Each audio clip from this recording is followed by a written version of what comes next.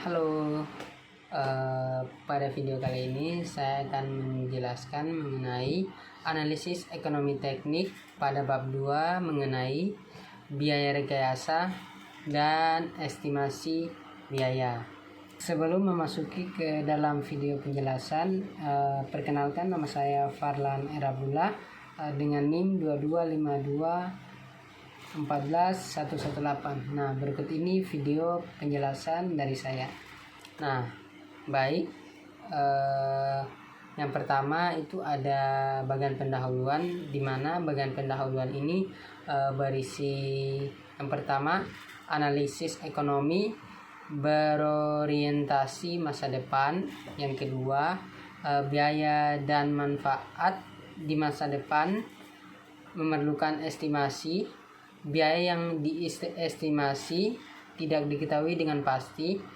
Yang terakhir yaitu ada semakin akurat estimasinya, maka semakin andal dalam mengambil keputusannya. Selanjutnya yaitu bagian klasifikasi biaya rekayasa. Nah, klasifikasi biaya terbagi menjadi 4, yaitu yang pertama biaya tetap atau fixed cost, yaitu konstan tidak berubah. Contohnya seperti sewa konstan, baik untuk lajang yang sudah menikah atau yang sudah berkeluarga. Nah, yang kedua yaitu biaya variabel atau variable cost. Di sini biaya variabel bergantung pada tingkat aktivitas. Contohnya seperti biaya makanan bergantung pada jumlah penghuninya. Yang ketiga yaitu biaya marginal atau marginal cost. Biaya marginal ini biaya variabel untuk unit berikutnya, di mana bergantung pada unit berikutnya atau umur dewasa, anak atau bayi. Yang keempat ada biaya rata-rata atau average cost, di mana total biaya dibagi dengan jumlah unit. Contohnya seperti sewa rumah ditambah dengan biaya makan ditambah dengan biaya lain-lain hingga dengan N, kemudian dibagi dengan jumlah unitnya.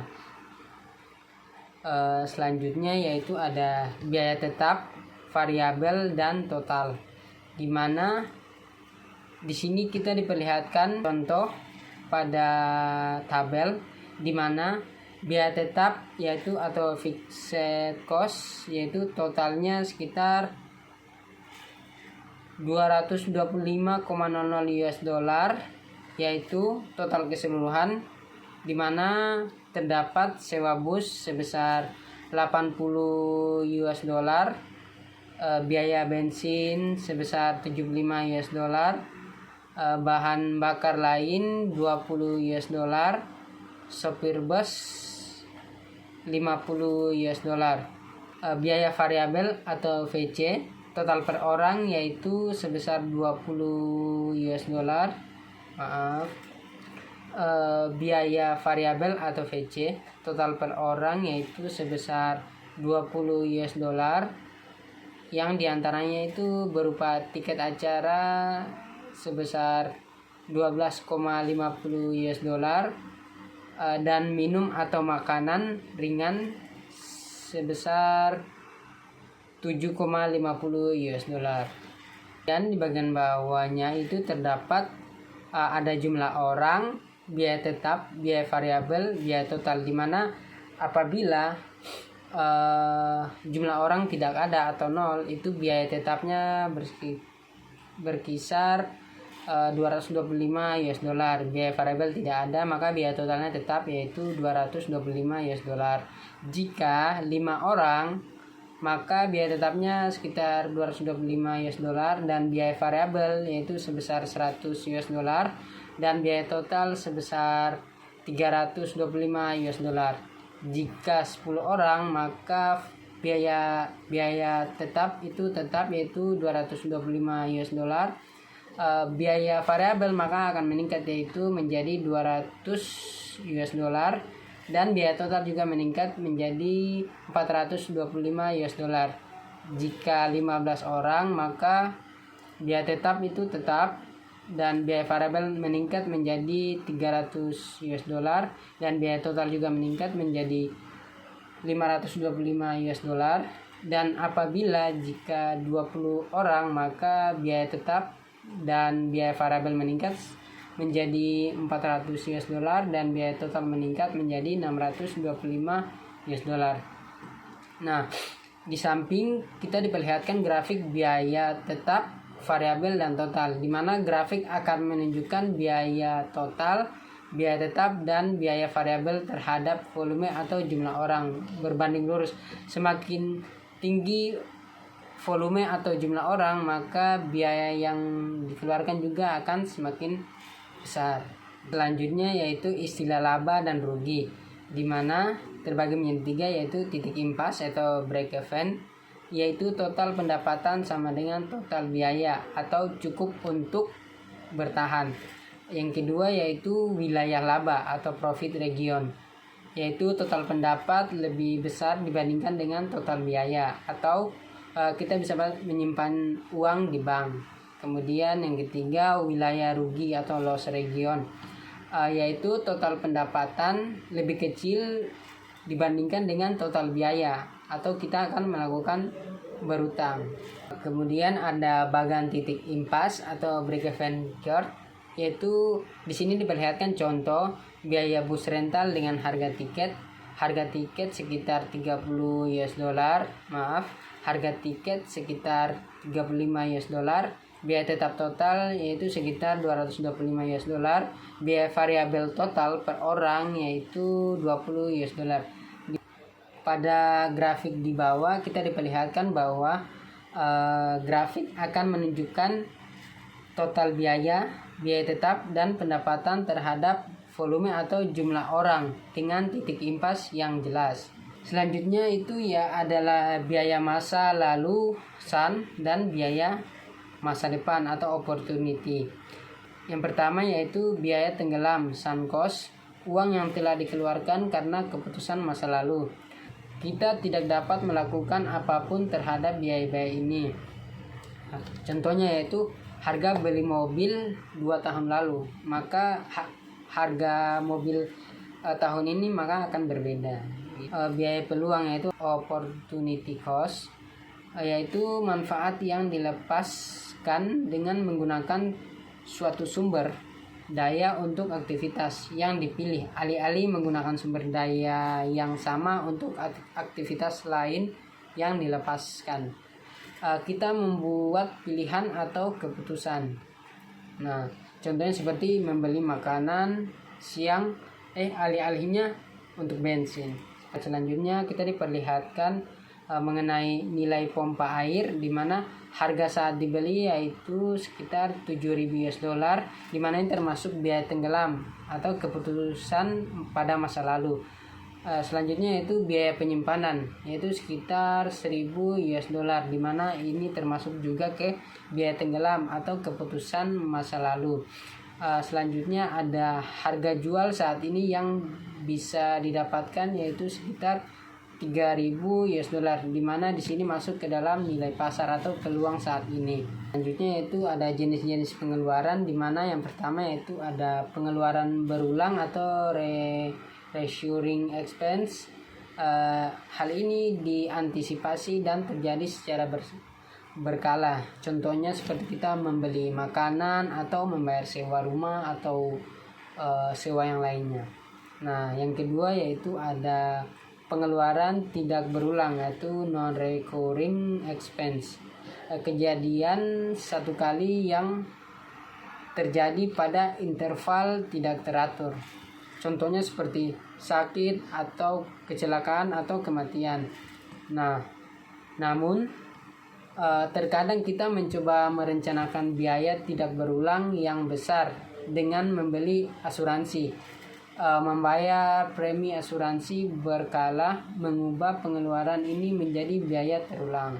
Kemudian ada biaya incremental atau incremental cost, di mana biaya incremental adalah perbedaan antara biaya dua alternatif. Contohnya dapat kita lihat pada tabel berikut ini, di mana dia mengenai item biaya, yaitu ada model A, model B, dan biaya inkremental, di mana harga beli pada model A itu sebesar 10.000 US dollar, model B itu sebesar 17.500 US dollar, biaya inkremental yaitu sebesar 7.500 US dollar. Kemudian ada biaya instansi, di mana model A itu sebesar 3.500 US dollar, model B sebesar 5.000 US dollar, biaya inkremental itu sebesar 1.500 US dollar. Kemudian ada biaya pemeliharaan tahunan, yaitu model A sebesar 2.500 US dollar, model B 750 US dollar, dan biaya inkremental sebesar 1.750 US dollar. Biaya utilitas tahunan, yaitu model A sebesar 1.200 US dollar, model B sebesar 2.000 US dollar, biaya inkremental sebesar 800 US dollar. Biaya pembuangan, yaitu model A 700 US dollar, model B 500 US dollar, dan biaya inkremental sebesar 200 US dollar. Selanjutnya ada perbandingan antara biaya tunai atau cash dengan biaya buku atau book. Nah, biaya tunai adalah pergerakan uang dari satu pemilik ke pemilik lain. Biaya tunai juga dikenal sebagai aliran kas atau cash flow. Contohnya seperti pembayaran cicilan mobil bulan ini. Selanjutnya ada biaya buku atau book cost, biaya dari transaksi masa lalu yang dicatat dalam pembukuan. Nah, contohnya seperti uang muka yang dicatat dalam buku cek seseorang dari pembelian mobil tahun lalu. Nah, kemudian ada biaya siklus hidup atau life cycle cost. Terdapat 3 bagian, yaitu siklus hidup, life cycle, di mana seluruh waktu mulai dari konsepsi hingga kematian suatu produk atau dinamakan proses. Nah, yang kedua yaitu ada biaya siklus hidup, di mana atau life cycle cost, di mana jumlah total semua biaya yang dikeluarkan selama siklus hidup. Nah, yang ketiga ada penempatan biaya siklus hidup atau life cycle costing, di mana merancang dengan pemahaman tentang semua biaya yang terkait dengan suatu produk selama siklus hidupnya. Slide selanjutnya menjelaskan mengenai estimasi biaya. Terdapat 4 estimasi biaya. Yang pertama ada analisis ekonomi berorientasi masa depan. Yang kedua ada biaya dan manfaat di masa depan memerlukan estimasi. Yang ketiga ada biaya yang diestimasi tidak diketahui dengan pasti.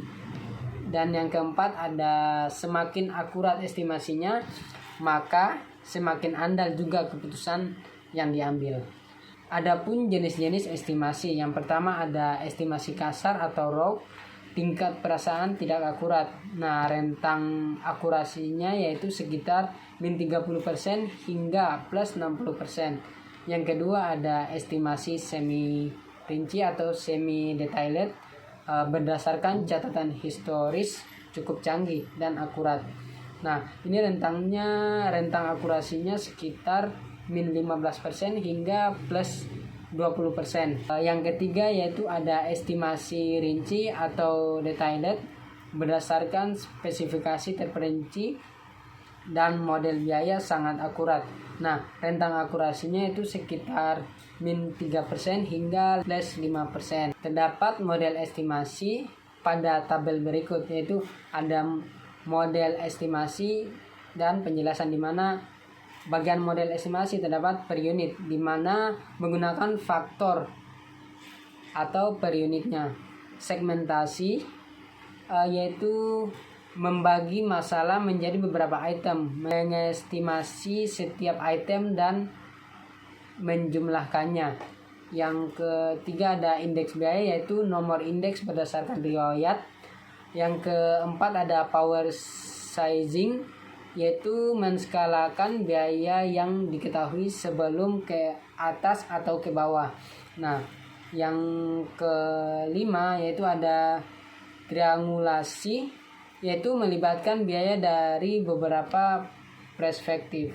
Yang terakhir ada kurva pembelajaran, yaitu melacak peningkatan biaya. Yang terakhir ada diagram alir kas atau cash flow diagram, di mana meringkas aliran uang dari waktu ke waktu yang dapat direpresentasikan menggunakan spreadsheet.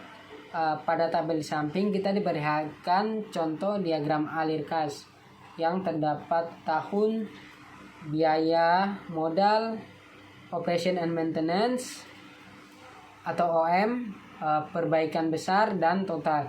Di mana pada tahun 0 atau tidak ada, itu biaya modalnya sekitar 80.000 US dollar, OM-nya belum ada, perbaikan besarnya belum ada, dan totalnya masih tetap yaitu 80.000 US dollar. Pada tahun pertama dia ada terlaksana OM sebesar 12.000 US dollar, jadi totalnya sekitar 12.000 US dollar juga. Kemudian pada tahun kedua yaitu OM-nya sebesar 12.000 US dollar, totalnya juga 12.000 US dollar. Pada tahun ketiga dia terdapat operation and maintenance dan perbaikan besar, di mana untuk OM-nya itu dengan biaya 12.000 US dollar dan perbaikan besar sekitar 25.000 US dollar, sehingga menghasilkan total sebesar 37.000 US dollar. Nah, pada tahun keempat dia cuma melaksanakan OM dengan biaya 12.000 US dollar. Totalnya 12.000 US dollar. Pada tahun kelima menggunakan biaya OM sebesar 12.000 US dollar dan totalnya sekitar 12.000 US dollar juga. Nah, pada tahun ke-6 dia menambahkan biaya modal yaitu sebesar 10.000 US dollar. Dan pada tahun ke-6 juga terdapat pelaksanaan operation and maintenance sebesar 12.000 US dollar, sehingga totalnya menjadi 2.000 US dollar. Nah, pada grafik diagram alir kas, grafik akan menunjukkan aliran kas, yaitu biaya modal, operation and maintenance atau OM, perbaikan besar, total aliran kas terhadap tahun. Baik, itulah penjelasan dari saya mengenai biaya rekayasa dan estimasi biaya. Apabila ada kesalahan atau salah ucap mohon dimaafkan. Sekian dan terima kasih. Bye bye.